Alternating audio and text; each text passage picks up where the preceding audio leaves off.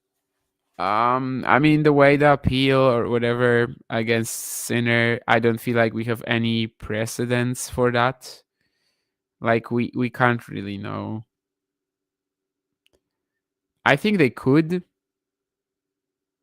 If you're asking me about my opinion, I'm probably leaning that nothing will really come to fruition out of that.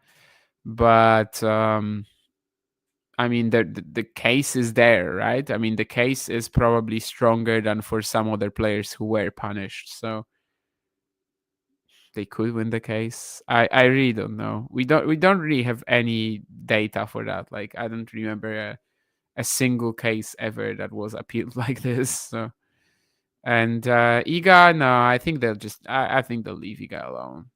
It's much weaker than the Sinner case. So I think they'll just leave her alone. Besides, Iga actually got punished, right? In a slightly more severe manner than Yannick. I know 1 month, it's nothing. Also, 3 of that was, kind of like in the past, if you may. But yeah, I think it's a different story. I would be much more surprised. Like, this is out of the 2 parts of your question, this is the one where I have a pretty strong lean, and I think that they're not going to hunt Iga for this at all. Whereas with Yannick, I have no idea.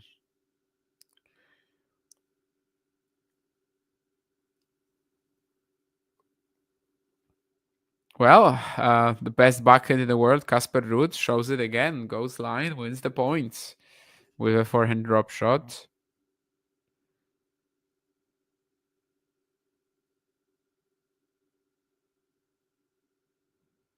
How is she playing so far with her new coach, Rybakina, I mean? Well, she had a match against Budas Maneiro that was not really a match, but she played very well in mixed. She and Shevchenko kind of like randomly matched up well together, and her serve was a cheat code. Because, mixed, like if we're analyzing mixed, right, we're just looking at, okay, so probably the serves of the player, of the female player will be attacked, and against Rybakina, I just can't do it. That was a massive advantage actually in that doubles Kazakhstan Spain clash. Shevchenko played quite poorly in the singles, but was able to make up for it, and Rybakina was just a god mode in that encounter. But she played Buzas Maneiro and then she played mixed, so it's tough to actually say that much about her form, I guess, so far. She's gonna get a match against Sakari, and if Sakari's performance today is anything to go by, then this also shouldn't be a problem for Rybakina. That's again some very good athleticism for Machac chasing that down, but he is 15-30 down anyway. Ruud approaching the net. It's a crazy volley. Okay. I mean, I was saying earlier that, like, Ghosty, you were surprised that Ruud was better than Machac at the net today. Then Machac started hitting just like incredible pickups, and now it's Casper's turn. Of course, that half volley 2 games ago, and now this one, and Machac once again has to applaud.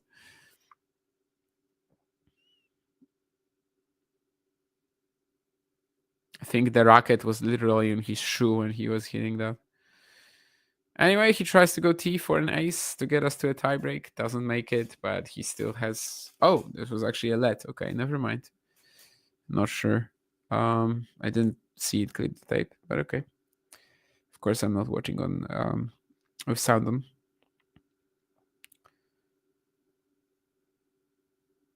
Yeah, Casper a little tentative there. There was the opportunity to go line. Instead, he just tries to hit a tame ball down the middle.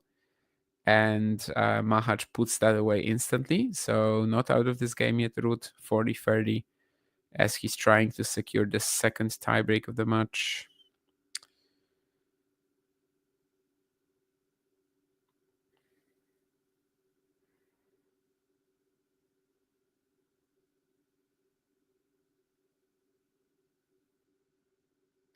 And well, now we reduce suddenly.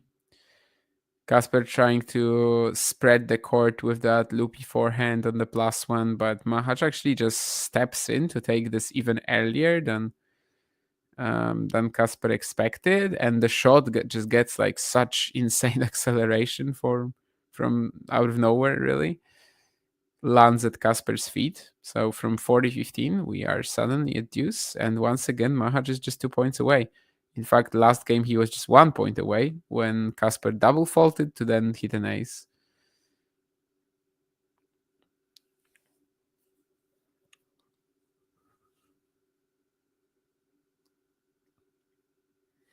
Well, speaking of double faults, we have another one to grant Machac his second set point. Second set point of this set, and I don't think he had one in the opener. Yeah, I don't think he had. So this is another opportunity for him to take us to a decider.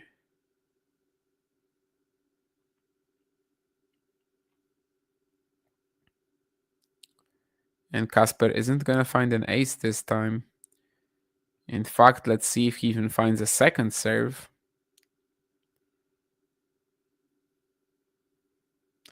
He does.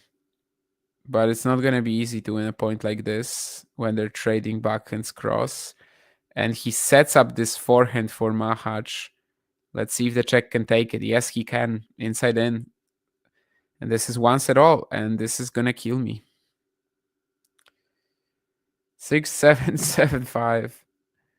They're going into the decider. And, well, Casper kind of brought it up on himself, right? I mean, the two double faults.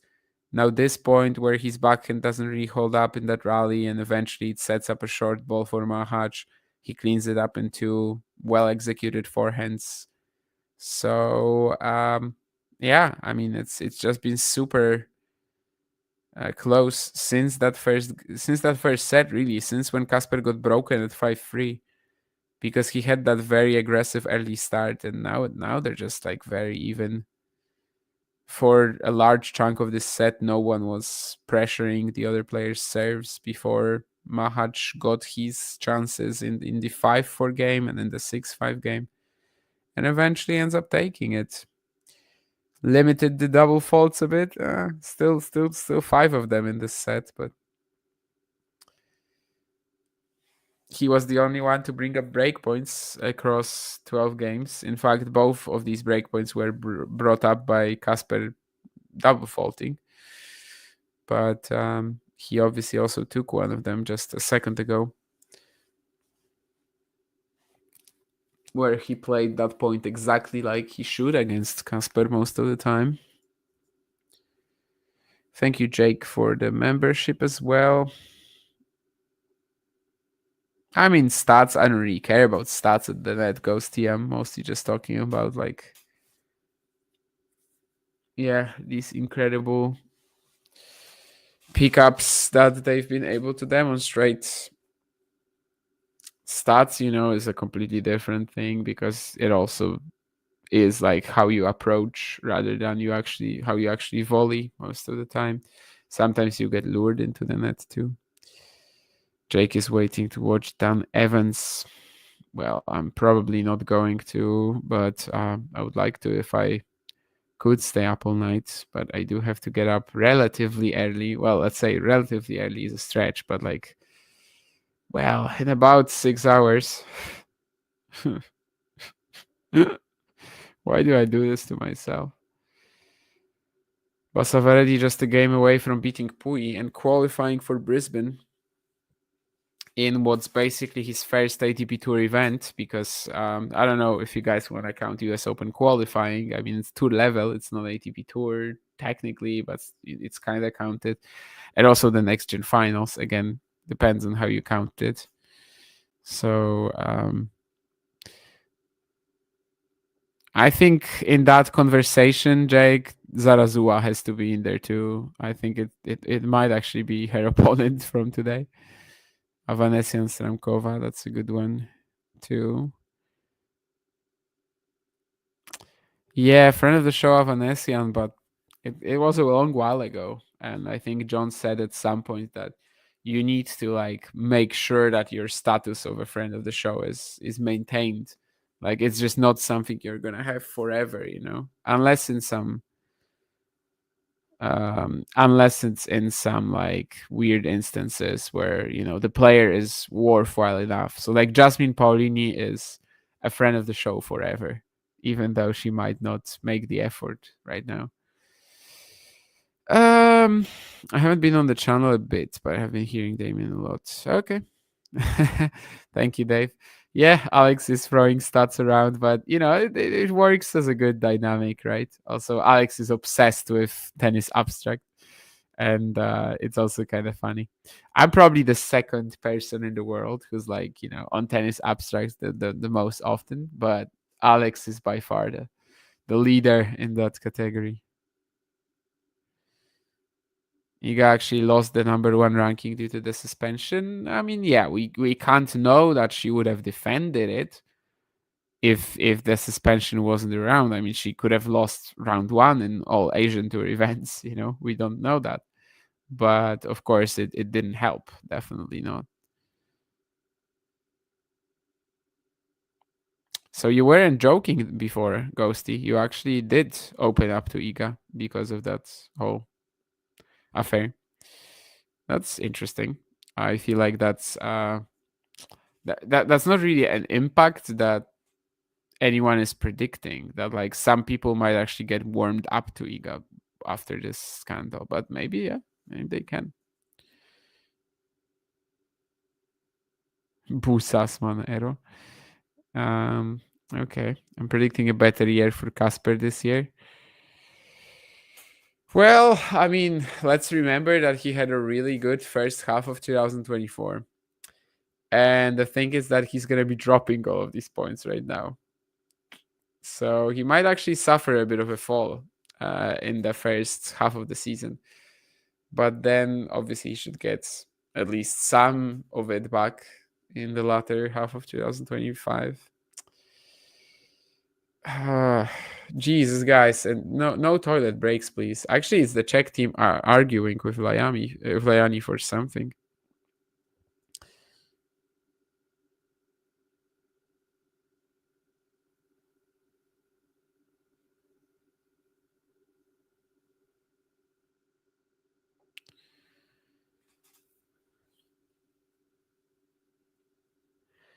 Who do we think has a better chance at winning Roland Garros, Ruud or Sasha? Obviously, Zverev, right?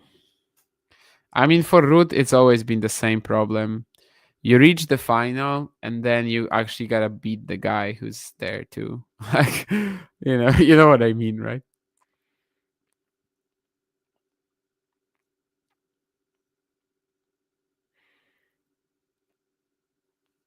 Sleep is overrated at my age. No, it's not. It's not when you have to do. It's not when you have like the full day basically covered tomorrow. It's gonna be a nightmare.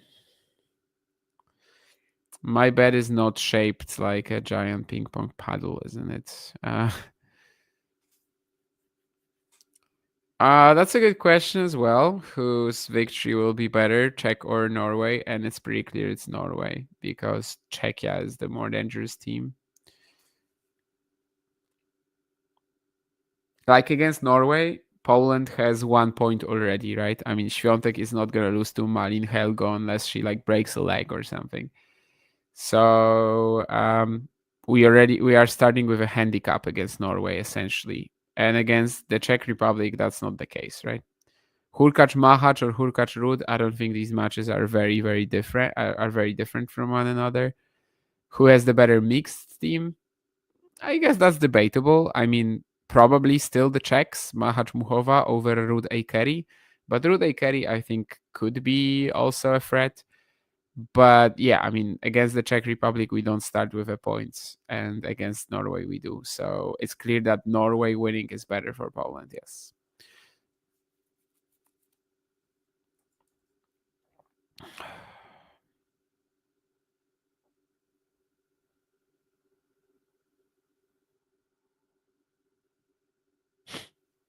Bond driving a diesel. We actually have this one pretty funny story in Poland where Mariusz Pudzianowski, who won the world's strongest man competition a few times, he's like the goat of that. Well, maybe Żydrunas Savickas is anyway one of the goats.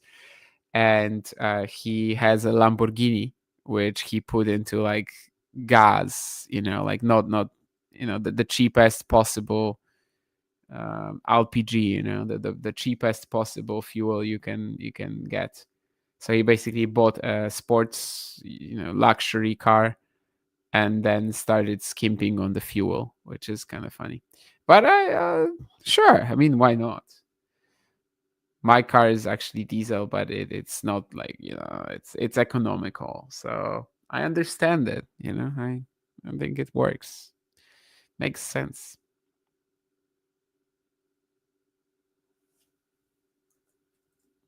No, it actually doesn't make sense, but well, most people just think that if you have the money to buy a luxury car, it has to be, you have to have the money to fuel it too. I guess there's some merit to that. I honestly don't know what my opinion is. I'm a cheapskate though, so I guess I can relate to that. Anyway, we're starting finally. Foe of the show. Wow, I love it. I mean, Tiafoe is probably foe of the show, right? Not necessarily that we dislike him or that he did anything to harm us, but I mean, that's literally his nickname. Clara Burel is the foe of the show. Is a foe of the show for sure, because of obviously John's interaction with her. Another double fault from Machac. He's really going all out today.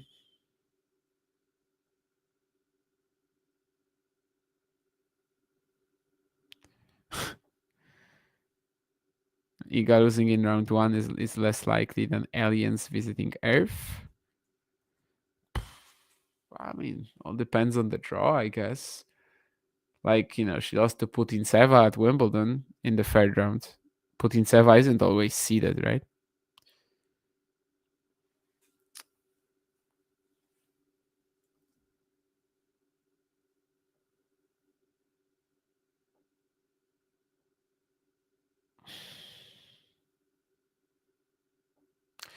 Yeah, I mean, Casper has played three Grand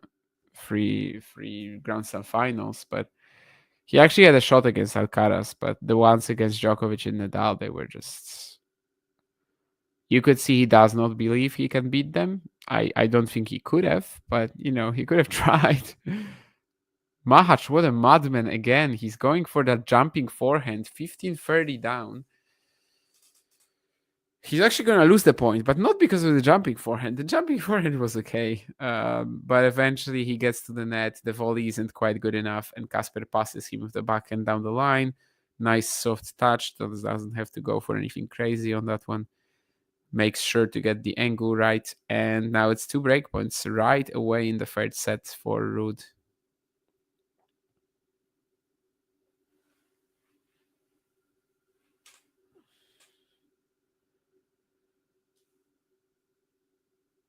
And I think Machac double faulted again. Yeah, he double faults to give Ruud the early break in the decider. I mean, this could legit be like the highest number of double faults that Tomas Machac has ever produced in a match already. Let me check that. On Tennis Abstract, by the way, phenomenal resource. They don't have ITF stats, but they do have everything from the challenger level and above. So that will tell us quite a bit about whether this is normal for him or not. Is Iga playing any warm-up tournaments or no? No. I mean, she's playing the United Cup. That's it. But yeah, like the United Cup. So that's a warm-up event, I guess. So the answer is yes. Sorry, it's 4:30 a.m. Anyway, yes, she's playing the United Cup. This very event that we're watching. Pujan na prezydenta, I couldn't agree more.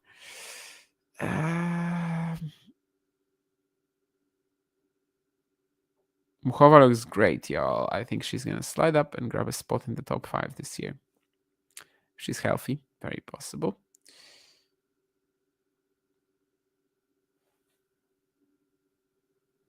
I'm almost getting there to the comments. 1984? Wow. I mean, mine is pretty old. It's 2008, but 1984. It's pretty rare to have a diesel engine, right? In the States. I think that's at least what I heard.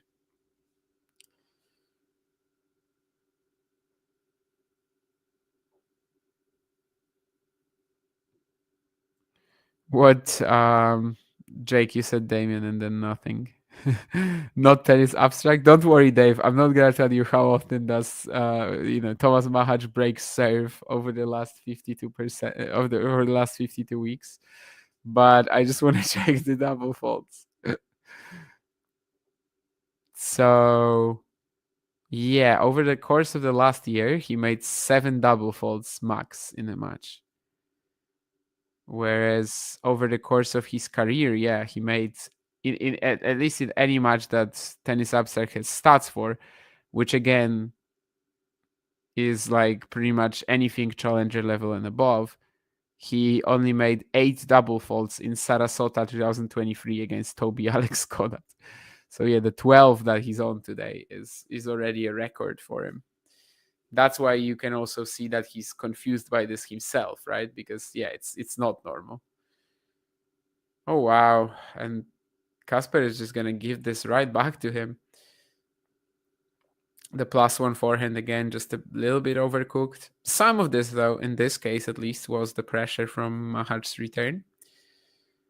Flying at Casper's forehand grip pretty quickly.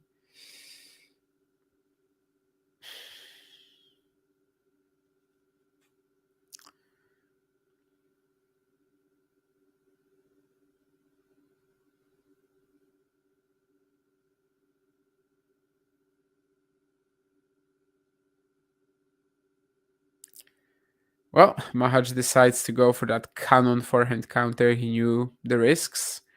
Still 2 more breakpoints coming his way, but you always run into the potential problem of what if Ruud hits 2 good serves from here. Let's see if he can produce that.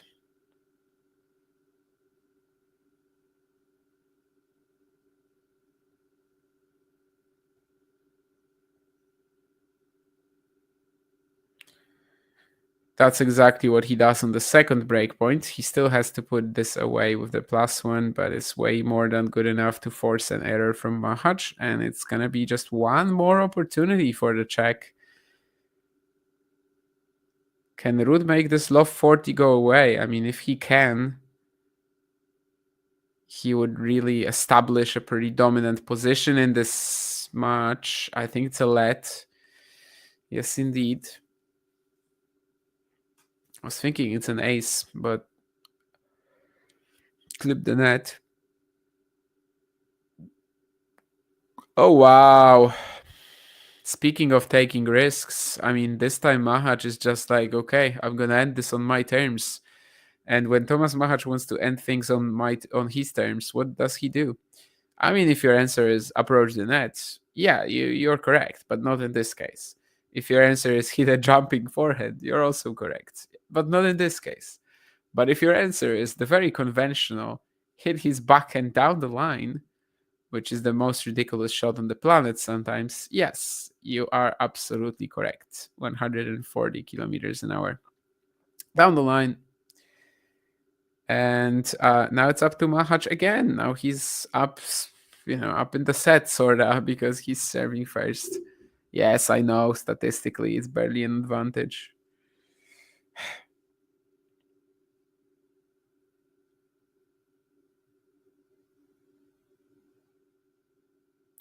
Don't ruin my logic with your statistics.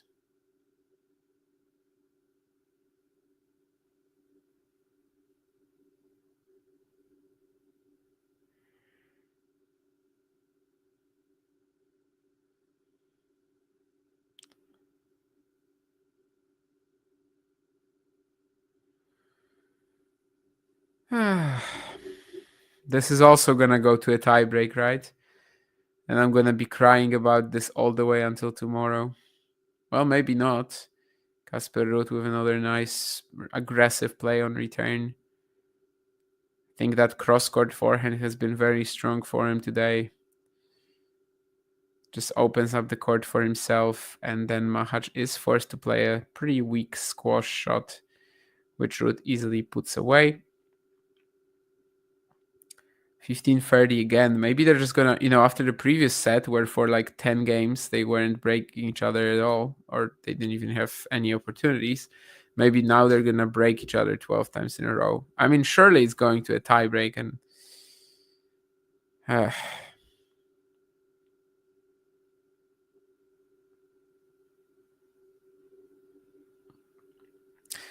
really, I easily could have said, no, John, I'm unavailable in the morning as I am, and that's it, But I actually decided to just say, oh, but I actually want to watch a match later, sort of like earlier, actually, nighttime. Machac Ruud. That's interesting to me. And now I'm paying the price for my curiosity, I guess. Curiosity killed the cat. That's another forehand miss. That's pretty wild from Machac, though. So a break point for Ruud. He was just briefly a breakup. Now might be, well, for now, briefly a breakup as well. But he might get another chance to consolidate, especially it's the second serve. And usually when Tomas Machac has to hit a second serve today, it's a double fault. No, it's actually not a double fault this time. But Ruud is, well, semi in control of the point. All that Machac needed to do was hit it to his backhand, and then Ruud has to come back to neutral. But Machac is going to break down at the next shot. Just shanks that backhand a little bit, and it's going to be wide. So Ruud gets the break advantage again. And he's actually going to be treated by a physio as well. Is this a chance for Viktor Durasovic? Is Viktor Durasovic going to play mixed? Ladies and gentlemen. Well, I don't know. But anyway, yes, Casper is getting some treatment from the physio.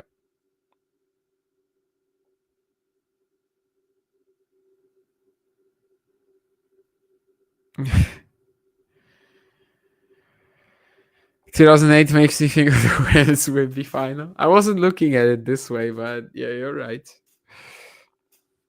I guess my car was born the same the same year as the Wimbledon final between Roger and Rafa, the famous one.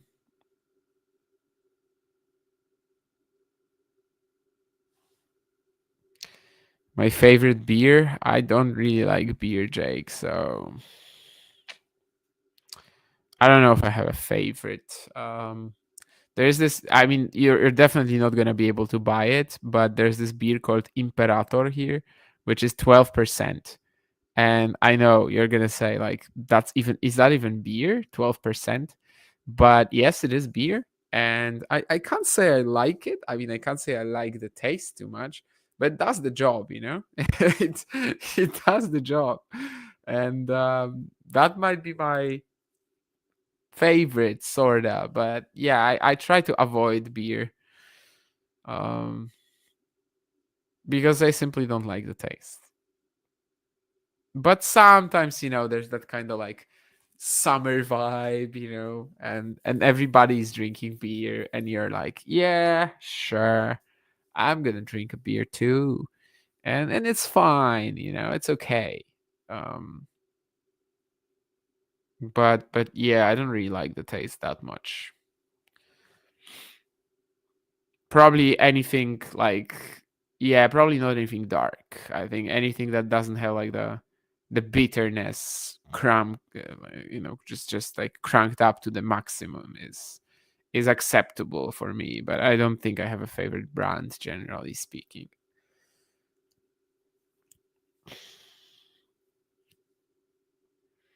Anyway, Casper Ruud, after that physio treatment, is right back in this, it's right back on the court and is serving at 2-1. Previously, he already had a break advantage in this match, and this match, obviously, he had a break advantage in this match in the opening set. But what I'm trying to say is that he had a break advantage in this set already, in this third set, in the decider, and wasn't able to consolidate. So, I mean, there's a clear path of progress here, That's something that he wants to do right now. Consolidating is good. Not consolidating is bad. That's what Christian Ruud, Casper's father, told him during this changeover.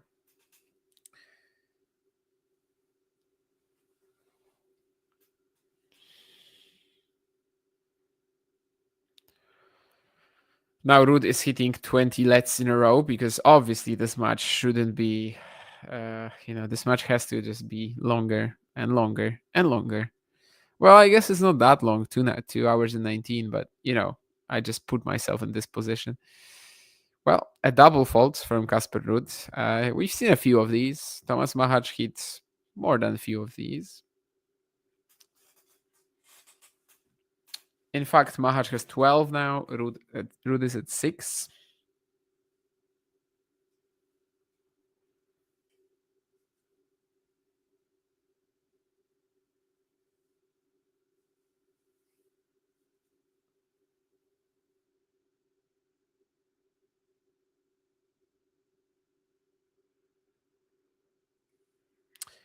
Catches Machac by surprise with that second serve out wide, and there's a sigh of relief from Casper.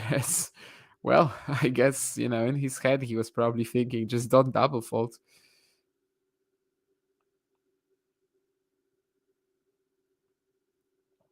It's a disease, double faults are a disease. Ooh, and he goes for this like slower kicker to the Machac backhand, which works like a charm too. That's some good like variety in the directions and spins of the serving from Casper here. He has a couple of chances to go 3-1 up and put himself in that commanding position that he wasn't able to do 2 games earlier. Backhand cross court, Machac slicing. It's a slightly better shot than the Ruud slice, I have to say. Well, it's also good enough to keep him in the point until Casper eventually makes a forehand inside out error. Just a little bit wide, but it's clear he wasn't in control of that shot at all, given that he was literally standing on top of it. Anyway, 40-30. I mean, he would love a big serve here.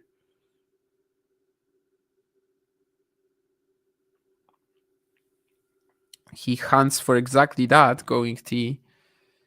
But he's going to have to hit a second serve again.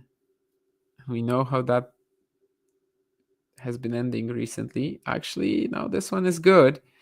But so is the Machac return. Right at Casper's feet. And it's a desperate attempt from the Norwegian to try to go down the line with the backhand. It's really desperate and it's really late. So we are at deuce. And he's still trying to consolidate that early break, but hasn't been able to take his 40-15 opportunity. Can he win it from deuce now? Well, ace down the tee. This will help.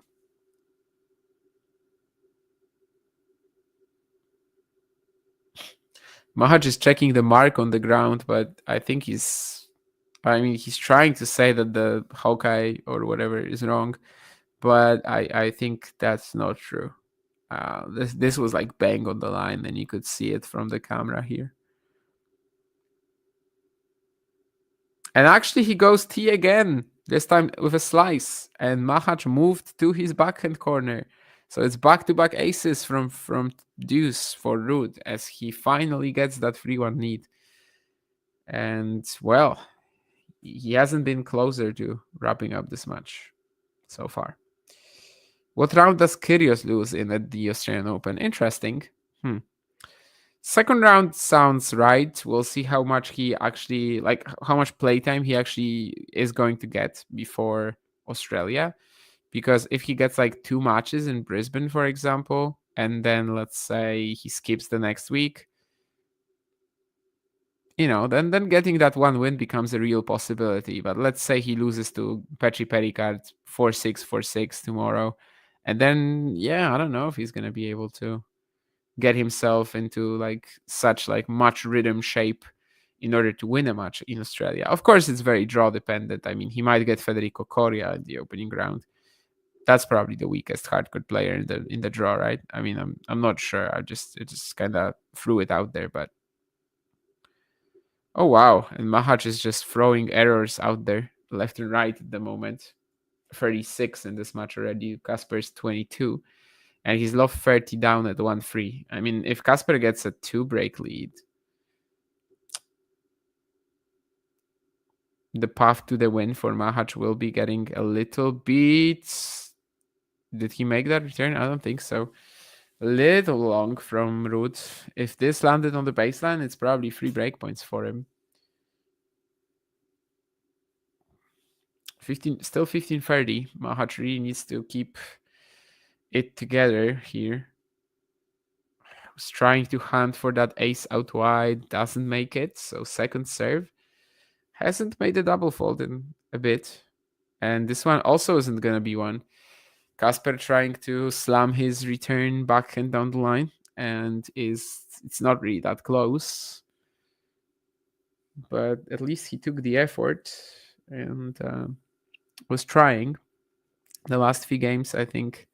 Well, not the last few games, but this match generally, Casper has had issues with being aggressive in key moments.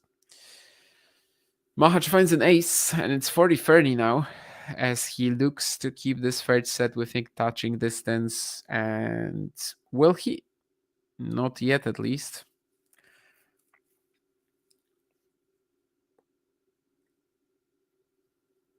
Oh my.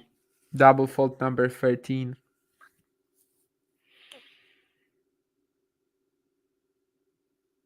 Yeah, he's confused about that, but I guess it happens. Happens to the best of us. I've probably made 20 double faults in a match before.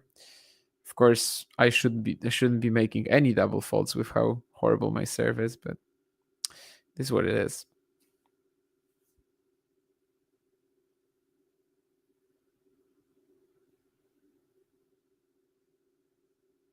What's happening here? I think it's long from Casper, right? Yeah, he gets this sliced serve from Machac that's like keeping him really outside the court. Tries to slam it a little bit, but advantage Machac. He goes to the net. Casper trying to pass him with the backhand, and it's a horrible, a great net court for Machac. But yeah, it's basically that. There's nothing you can do after that. So 3-2, but Ruud still with the advantage of that early break. Well, sort of early, because it was the third game, but still.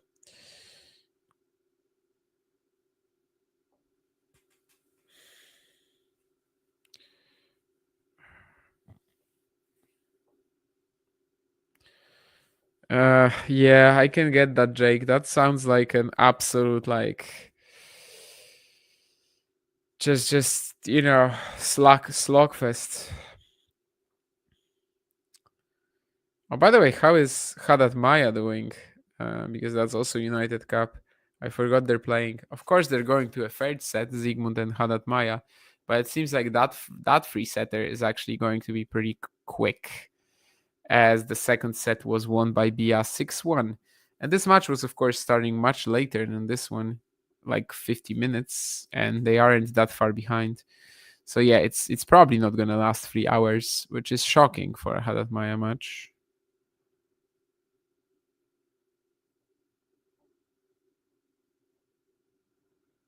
Is Machac known as a high tosser? Not really. I've never really paid that much attention to his toss, which means it's probably normal. What's my drink of choice? Vodka.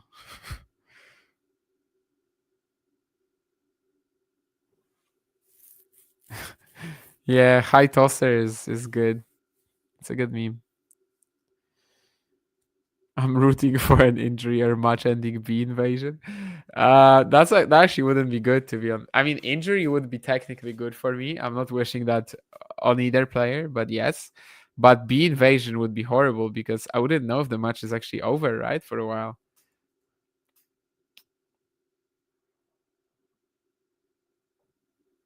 Maybe like a giant jar of Marmite to open over the court. Someone opens a giant jar of Marmite over the court and covers it to an extent where we know they won't play anything on this court today. I don't know. That could actually end the match.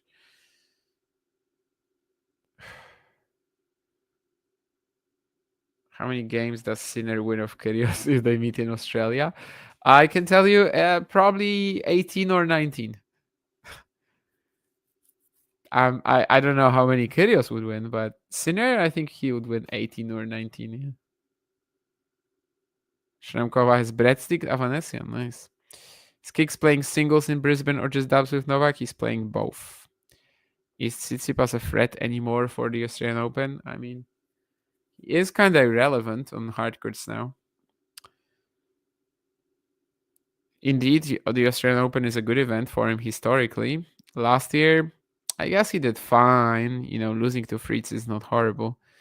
But I don't know. With the entire season of work that we've seen from Steph on hard courts, I will take some it will take some convincing to get me back on that hype train. Not on clay. I think on clay he's still top 5 in the world.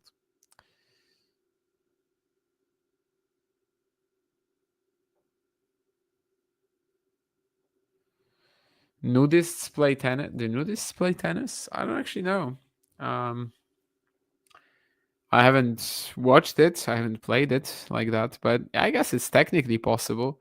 However, then if someone hits you in the, if a ball hits you in the balls, I think without protection, that would be a nightmare. Durasovic is back on the bench. I guess he's not playing the mixed. I don't know. Maybe he is. Anyway, Casper is 3-2 up, 40-30 now.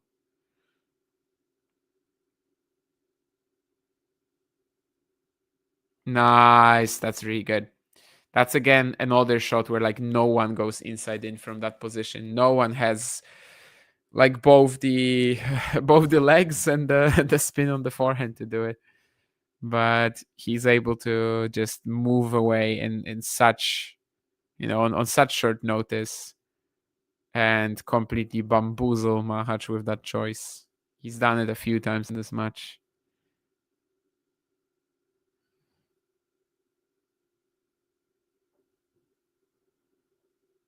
Upgrade to gin. Someone actually brought gin to our Christmas party just a couple of days ago, like 8.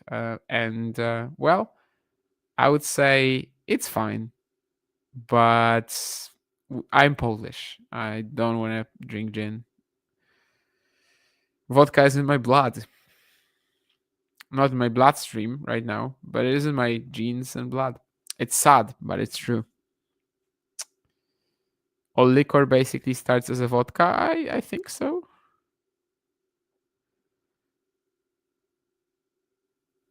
Gin is very James Bond. I guess it kind of is, yeah.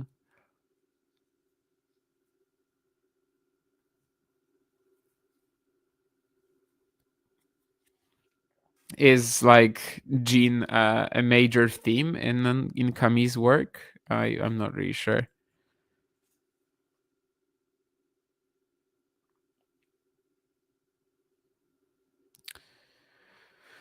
What's the best vodka in Poland? Depends. I did a blind test with my friends once, and we discovered that Żubrówka had a very good quality to price ratio.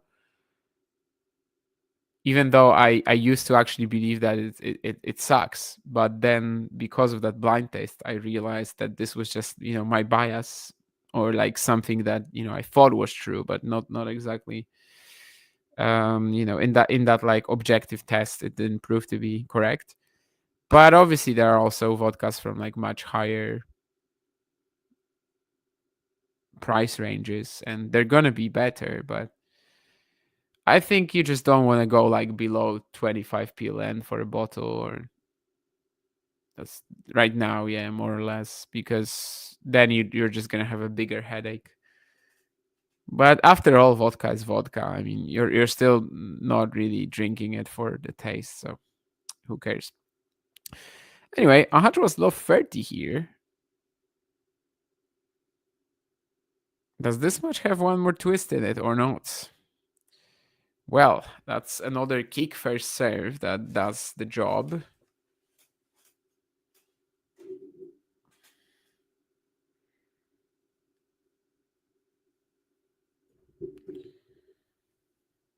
Two 4-30 all.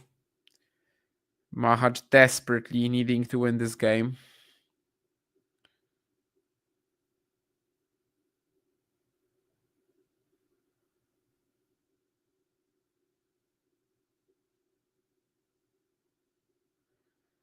And Ruud tries to snap at his backhand down the line, but it's another attempt that, well, he's going to want to forget about.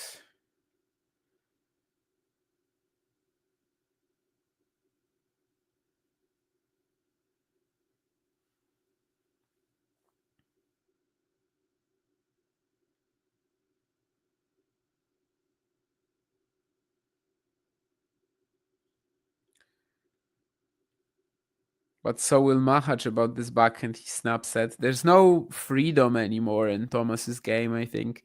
You know, when he had his best moments in the second set, he was just like on top of every point on serve, getting to the net in 2-3 shots. Right now, he definitely feels a little pressured.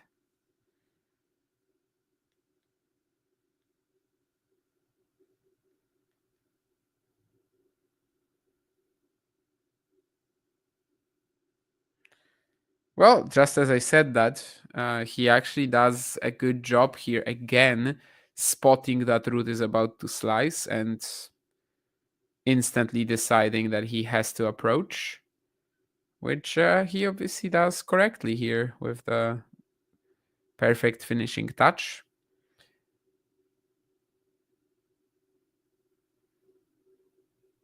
The operators were a bit late for the next point, but it looks like Machac will be able to claim it as usual with a backhand down the line. So 4-3 Ruud, but Machac keeps himself right with him. So he's gonna make Casper serve it out. Well, not yet, but he's gonna make Casper work for this.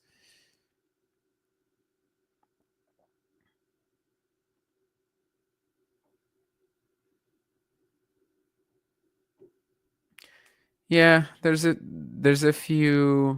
um there's a few good movies not directed but written by Tarantino. True Romance, definitely one of them. From Dusk Till Dawn. There's no freedom in his game. Do you mean looseness? I mean, it's the same, right? These are synonyms. I think you can definitely say that there's no freedom in someone's movements, someone's game. Yeah.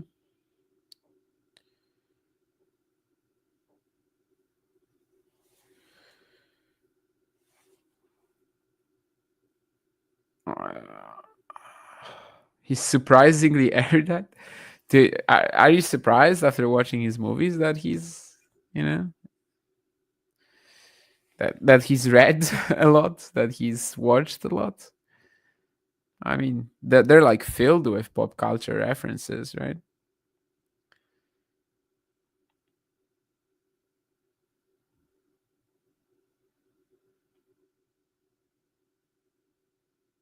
They might not be like the same sort of intellectual masturbation that some other directors produce, but they are like smart in a more, well, less conventional manner, I guess, but still smart.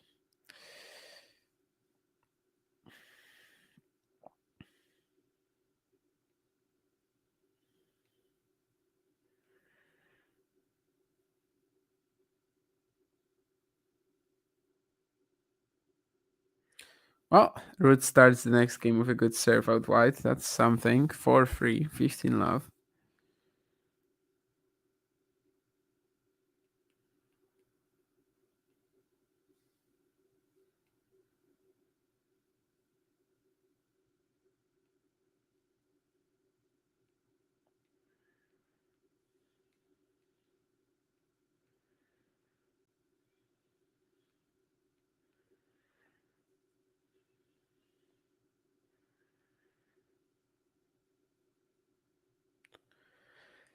Yeah, Ruud trying to be very aggressive in this backhand cross-court exchange.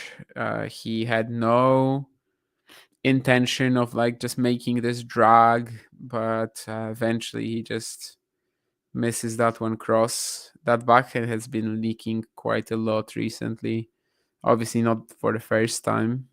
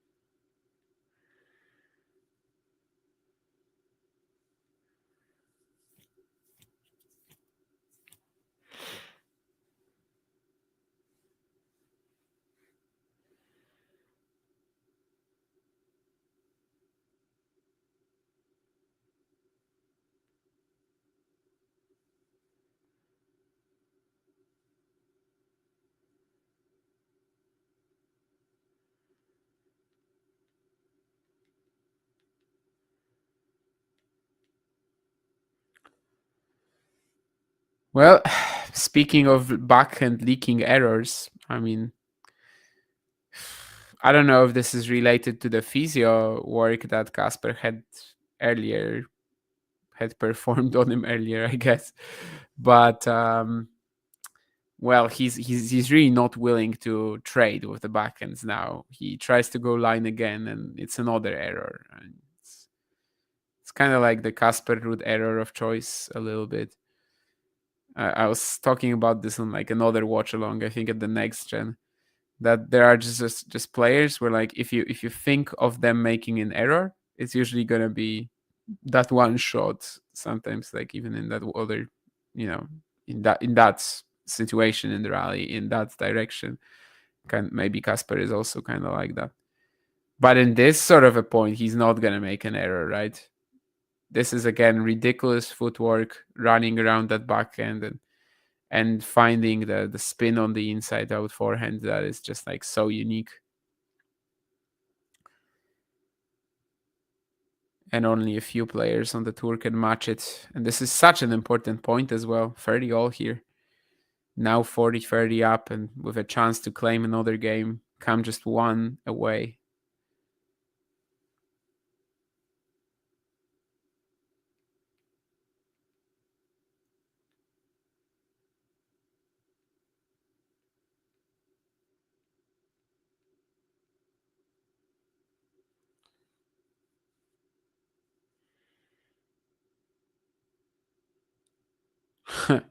And this time he actually lands a backhand down the line. I mean, it's not particularly close to the line. Certainly good enough to get him into a good position, but then he kind of loses. I don't know, just loses the. Just gets a bit confused, I guess, on that final forehand. He had to play it a bit tight if he wanted to put it into that corner. Maybe it's just the wrong direction. I don't know.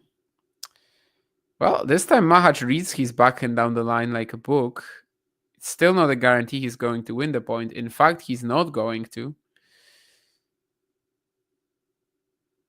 He was able to take over when Ruud just played exactly the shot that he was expecting from him. Was able to get to the net, but this time Casper's backhand down the line is actually really nice. On the pass, I feel like he's been better than in just, regular shots in the point. Again, just very safe, but that's exactly what was needed in this particular moment. Focus on the angle, on the precision rather than the power. Well, Ruud's trying to defend with the slice again. We know how that usually ends. And in fact, it seems like that's how it will end. Yep. Machac got him stretched and eventually finishes it off with a backhand drive volley. I wonder if the drive volley was even needed because it could have been wide. I think that the slice from Casper could have been wide, but I don't know. Anyway, Machac ended up landing that. So once more, we're going deuce. And this is just with every single deuce we're going to have, this is going to be a more crucial game, right? Well, ace out wide from Ruud. This is so helpful at this point in time.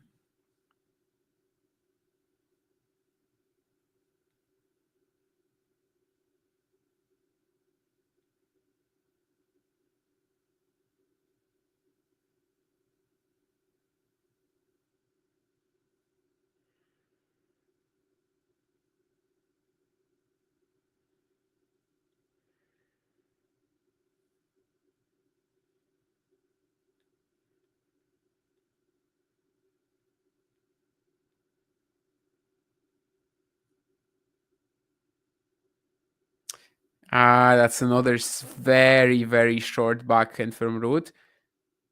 There's no way he's winning this point. Actually, he does a very good job at keeping himself alive in this rally.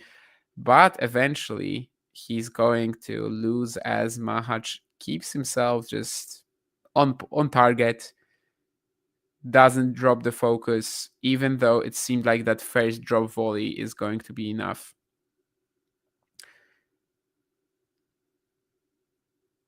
It's kind of, it's a sort of a diving volley from Machac, sort of. Again, he's like fallen onto the floor so many times today, and he actually wins most of these points.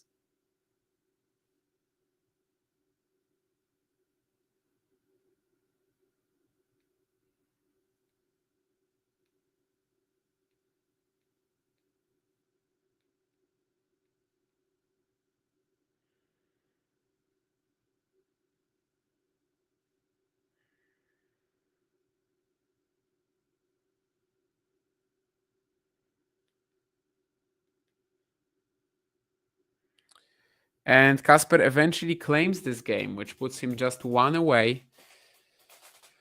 Another sigh of relief from him. He gets another racket from his dad.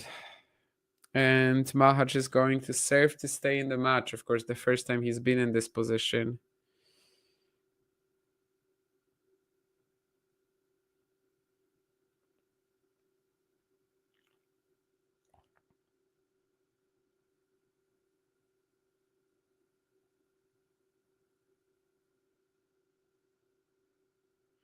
Yes, Ruud is still in the top 10. But that's like 80% first half of the year. So he's gonna have to defend a lot of points to stay in it for the time being.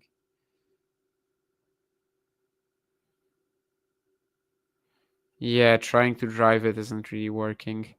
I just don't think you can win on hard looping against guys like Carlos and Yannick, can you? I get him wanting to flatten it out on hard. I mean, even on clay, he cannot really win by looping it against these guys, to be honest. Yeah, I mean, the lack of depth on that shot for the most part is just pretty striking in these matchups.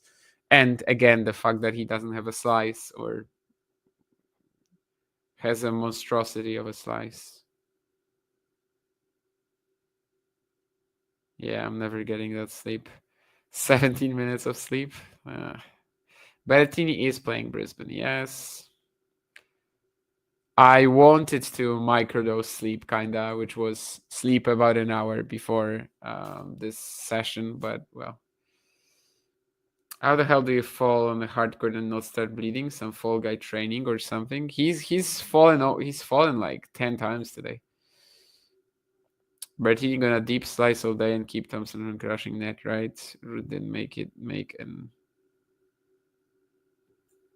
fun final. I don't know. Anyway, Machac just claims this game super quick, and I think Casper was just thinking about the next one already, to be honest. Let's see if he pays the price for that, but it just didn't seem like this was a very high intensity game from him. But yeah, I mean, we're so close.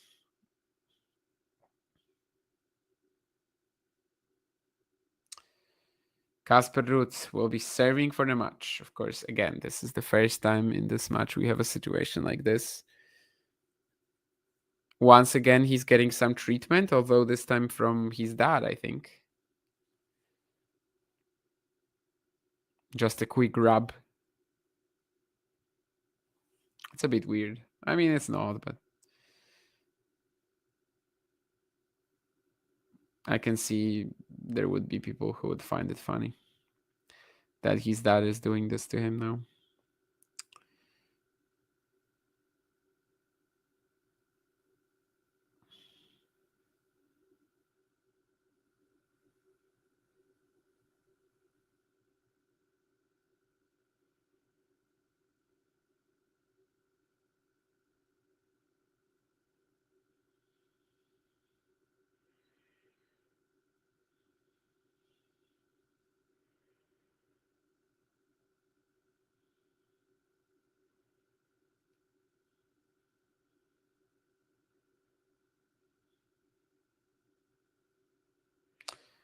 But well, as I said, I don't think he his mind was already on this game.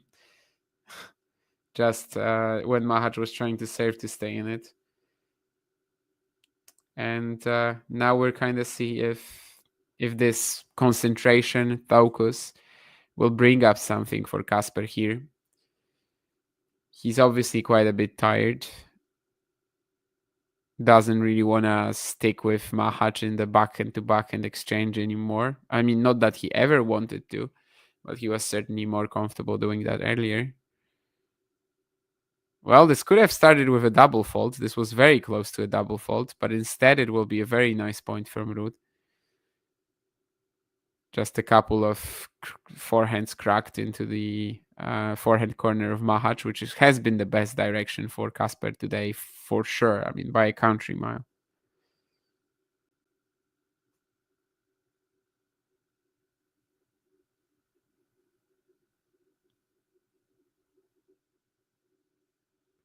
And this is another forehand inside in. Lovely stuff.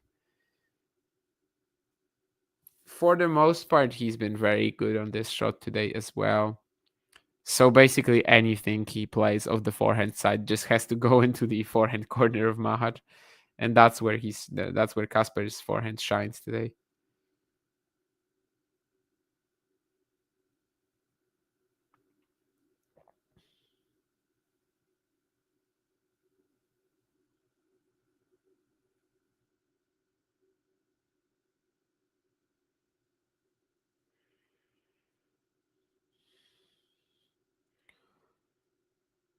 Is it going to be 3 match points, or is Machac still... Yeah, I mean, Machac still firing. Of course, it's a backhand line, because when in doubt, what is Tomas Machac going to hit? Backhand line. Remember that, kids. Remember that when you get to play him, or when your proteges get to play him.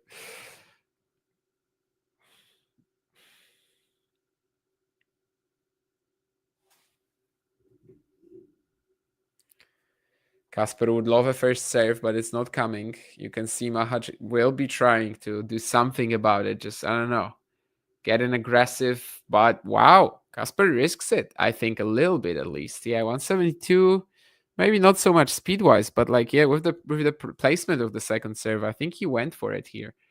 And Machac, you know, trying to hit it as aggressively as he was, yeah, just didn't have enough time. So it's 2 match points for Casper to get Norway to the mixed.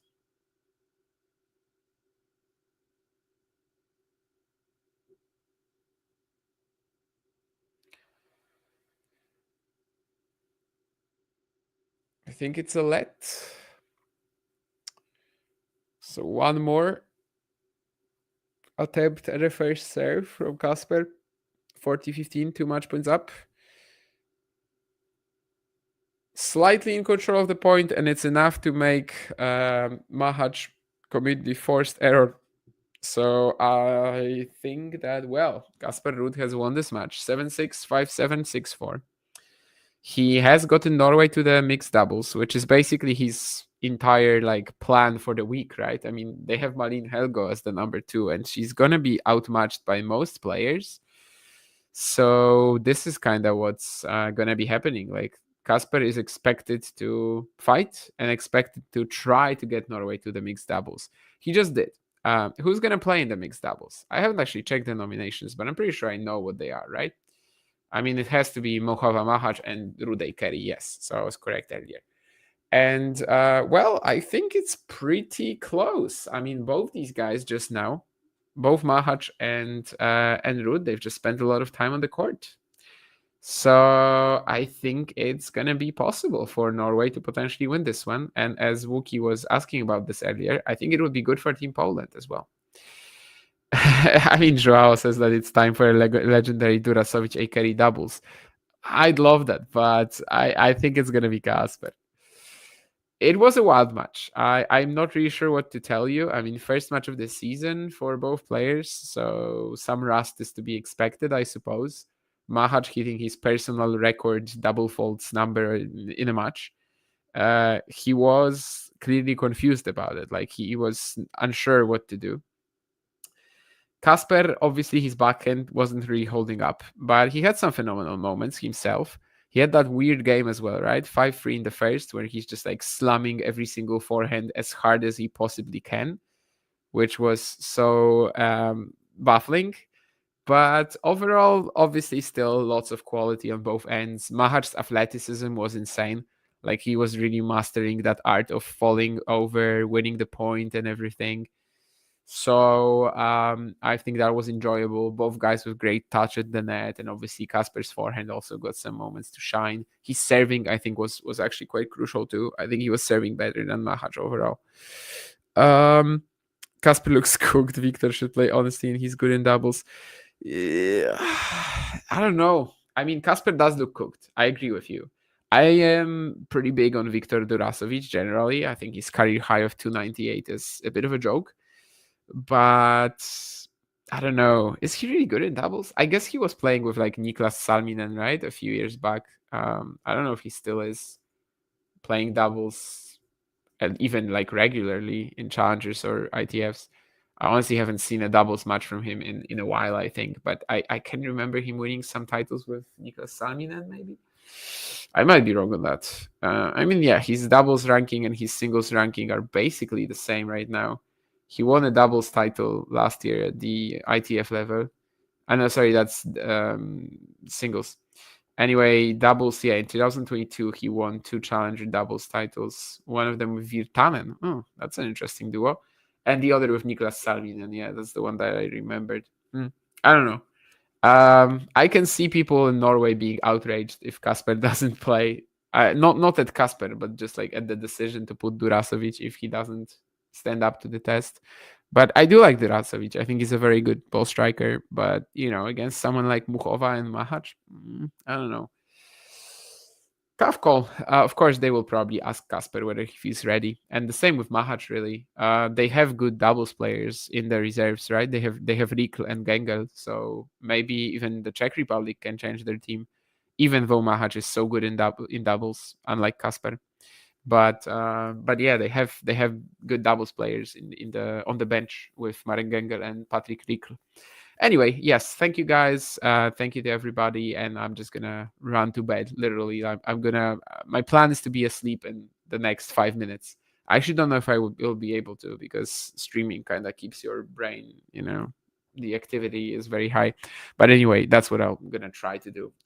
Thank you once again, and I enjoyed covering this match for you. I wish it didn't last 3 hours, but it is what it is. I'm gonna cry about it tomorrow when I'm playing tennis and at like noon, and then I'm maybe drinking later, but we'll see. Anyway, bye.